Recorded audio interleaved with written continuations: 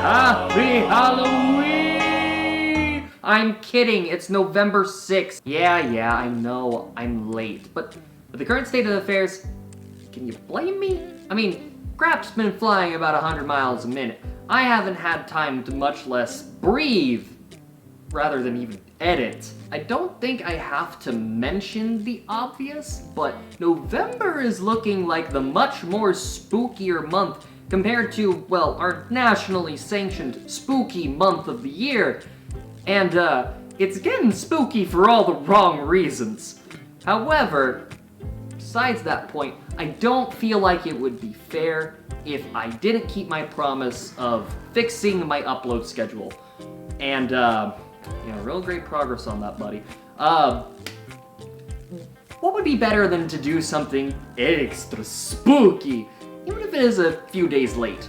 I figured I'd try something new, so if you give me a little bit here, I kind of want to do a game review on one of my favorite games this year, which is World of Horror.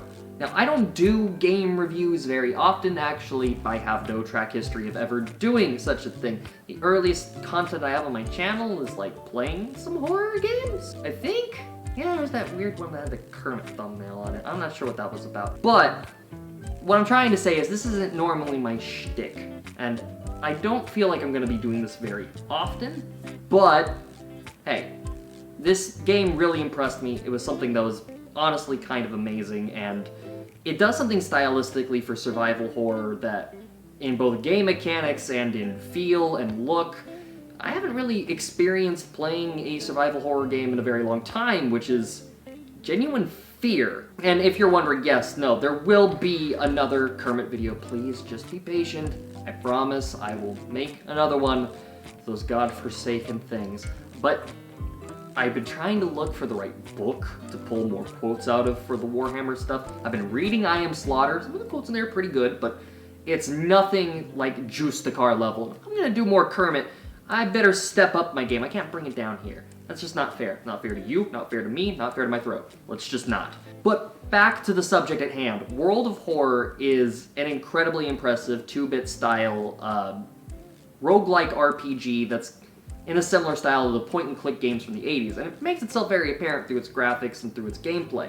Through its feel, stylistic approach, it takes this genre to a whole new level. And honestly, I want to show that to you. With that being said, I've talked about it enough. Let's go ahead and actually look at the game. There it is. My favorite opening. Oh my god, it just looks so cool. I love this animation. World of Horror is a 1-bit graphic cosmic horror game made by Panstas, in which you control one of 5 youths as they collect items, solve mysteries, and slay cosmic horrors in the Japanese seaside town of Shiokawa. What I really love right off the bat is that the game immerses itself in an 80s aesthetic, even allowing you to choose color palettes that are fit for a 1 to 2-bit graphic system from back in that day. It's a small detail, but it's the culmination of stuff like this that really showcases the attention to detail at the heart of this game. It's a labor of love, with every item, character, and horror given the detail they so thoroughly deserve. Also, just check out that soundtrack. It's perfect.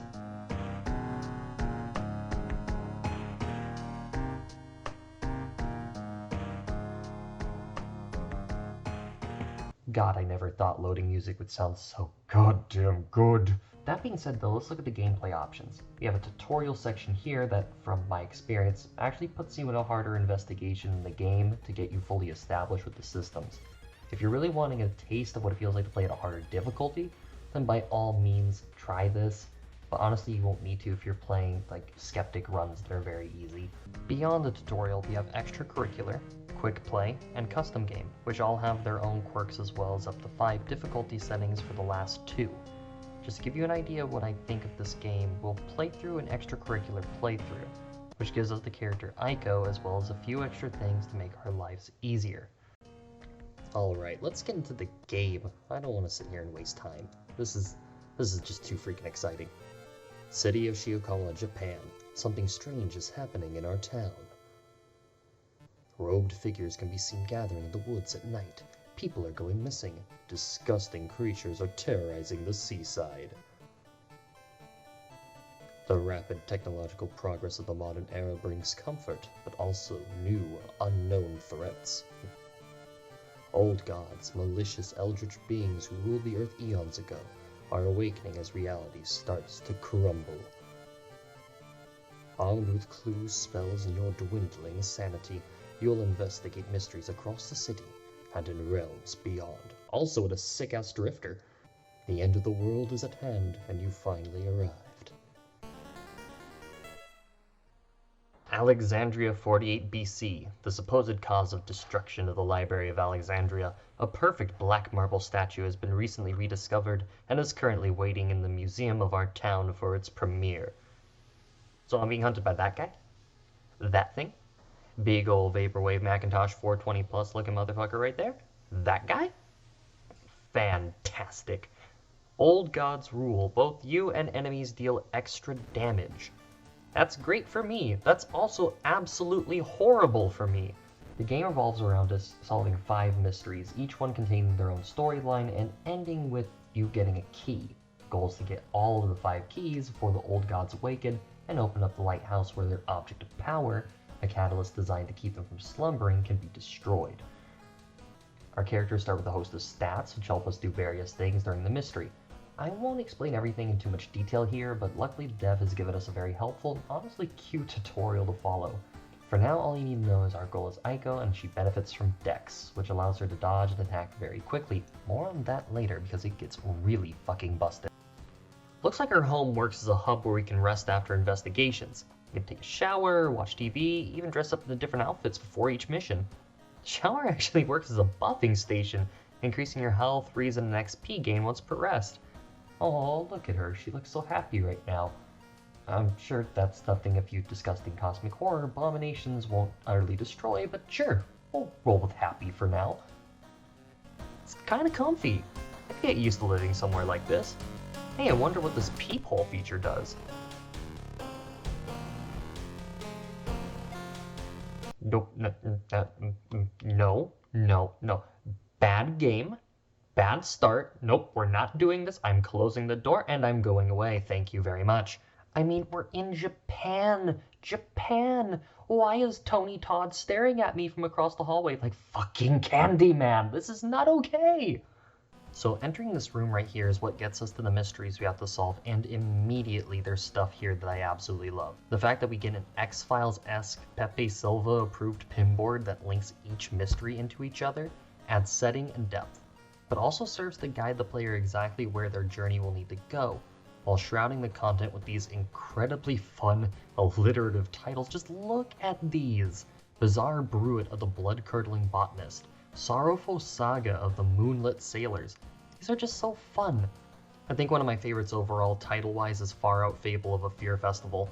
It just rings right with the cult horror flick vibe, while never compromising on the inherently Japanese cosmic horror elements and setting. Just to show you some of the wild things that happen without diving too deep into each mystery, I started by picking the botanist and working my way left to right. Within that time frame, I purchased a steak knife from the cutest and shadiest dog in Shiokawa, was attacked by a sentient jar dealing psychic damage every turn, stole narcotics from the doctor's office after being brutally attacked for the 11,000th time, and bought without hesitation an entire can of acid. Why, you ask? Because in between segments of random events which lead further to the end questline, there is combat, and combat is brutal. Each time you face a human combatant or ghastly monster from beyond the cosmic veil, you have to build up a bar of actions which either buff your attacks, do damage, or narrowly get you out of harm's way. For Aiko as an example, you can use the strong attack buff dodge combo to escape most damage while dealing one singular blow. This allows you to find and acquire high damage weapons and utilize their peak damage to devastating ends. However, especially if you've been cursed by Death's dynamic shroud, the enemies also do double damage to you. And that means all types of damage. Suddenly that little jarred bastard isn't as easy as you thought he was. Remember that can of acid? During the sailor investigation, the seaside is crawling with encounters. One of them being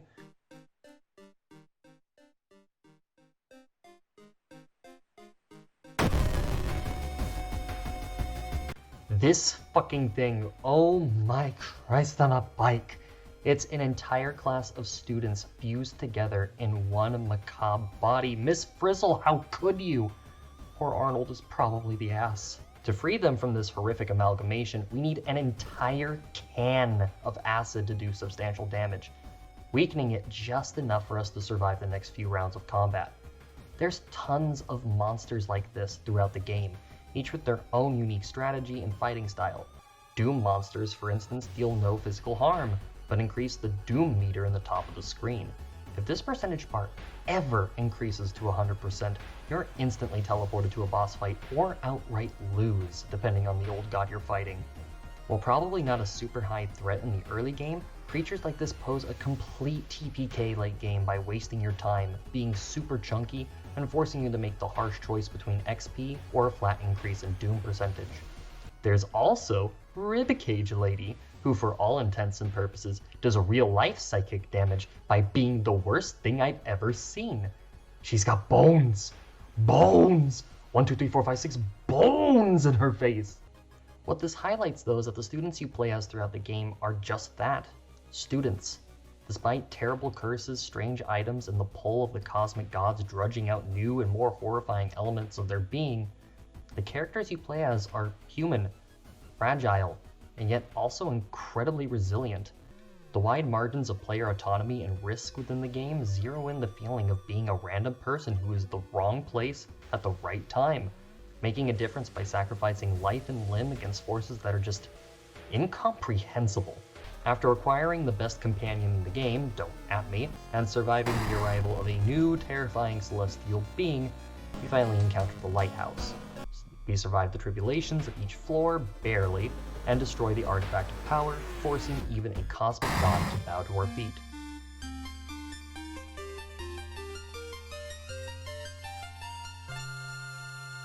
I don't know about you, but that kind of victory is not something to be trifled with. We won after barely having any health, getting slogged by random encounter after random encounter, and using careful decisions to survive to this very moment. Everything had been stacked against us, and yet we did it. And that's what makes good horror. It's hopelessness, sure, but it's also that drive to do something about it. So often, horror as a genre is obsessed with hopelessness that it loses sight of the human element, that struggle which separates our mundane life from the tension they've spent so often building in their set pieces. While this can set up fantastic jump scares, these scenarios feel empty after a while, even grating depending on the learning curve of the jump scare or puzzle needed to proceed. Over time, the fear of the scare is replaced by the fear of losing progress. And while this is an inherent problem within horror games regardless of approach, keeping the tension focused on the dramatic situation for as long as possible isn't something that should ever be compromised. When given the chance, let your players do things. That feeling of hopelessness can be amplified through narrative rather than being expressed through a lack of agency. And what's even more incredible is that the game's presentation isn't a complex 3D atmosphere. The tension is all contained in beautifully detailed 2-bit animations and the choices that the players make. It just goes to show, less is more as long as there's plenty to do. What World of Horror gets right is not just aesthetics, it's not just mood, and it's far from performative horror. It truly is a dynamic set of systems that force the player into uncomfortable, downright unnerving situations that have devastating consequences, while still being fair enough to not assume the player can't make decisions without railroading, and to let players uncover the narrative in their own way. For that reason, on the Big Bear Honey scale, I'm giving this game a solid fireweed honey for being markedly complex and rich while still keeping things simple. It is the hardest of most technically advanced horror game out there. It doesn't have to be. The complexity with which its systems, processes, and story-rich environment bring to our adventures in Shiokawa make the experience so rewarding and downright frightening in all the best ways. TLDW, Junji Ito's Eldritch Pokemon is what the horror genre needs, and everything I've ever wanted.